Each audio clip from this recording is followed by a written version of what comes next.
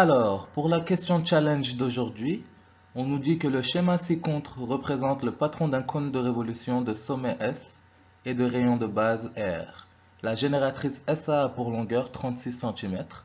Ensuite, on a une série de questions, 4 questions pour être exact. Mais la règle d'or dans un examen, c'est de traiter une question à la fois. Et vous allez bien comprendre pourquoi dans un instant.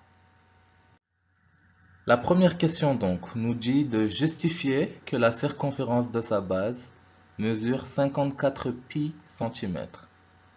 Tout d'abord, rappelons-nous c'est quoi le patron d'un cône de révolution. Le patron d'un cône de révolution, c'est tout simplement la représentation plane d'un cône de révolution, comme celui-ci. Et si on dépliait ce cône de révolution, on obtiendrait un disque de base, comme ça, et un morceau de cercle tel que représenté dans la figure ci-dessous. Et donc, ce cercle avec ce morceau de cercle représente le disque de base et l'aire latérale d'un cône de révolution. Pour trouver la circonférence du disque de base, que je viens de colorer en rouge maintenant,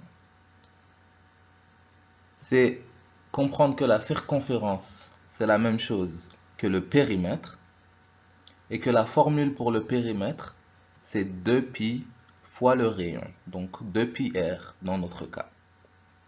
Malheureusement, on ne connaît pas r, donc on ne peut pas calculer la circonférence à travers cette formule.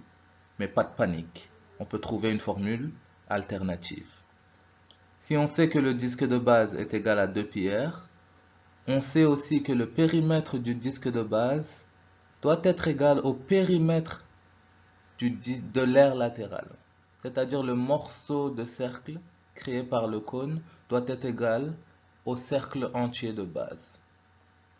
Sinon, l'aire latérale ne sera pas superposée sur le cercle, comme on l'a vu dans notre vidéo qui enseigne la géométrie dans l'espace. Donc, quel est le périmètre de ce morceau de cercle? Car il est équivalent au périmètre du disque de base. Si on avait un cercle complet, ce serait 2pi fois le rayon, donc 2pi fois g, qui est la génératrice. Mais on a juste un morceau de cercle. Donc on doit ajuster par rapport à l'angle. Ici on a un angle de 270 degrés. Le cercle complet fait 360 degrés. Donc on divise par 360 degrés et on multiplie par 270 degrés pour avoir juste la partie du cercle concernée. Et les deux résultats sont égaux. Donc on peut remplacer 2πr par 2πg multiplié par 270 degrés divisé par 360 degrés. G, ce n'est tout autre que SA, la génératrice, et on nous dit que SA est égal à 36 cm. Donc on peut remplacer SA par sa valeur. Ensuite, on utilise une calculatrice pour compléter notre calcul et vous verrez en effet que vous trouvez 54 pi cm.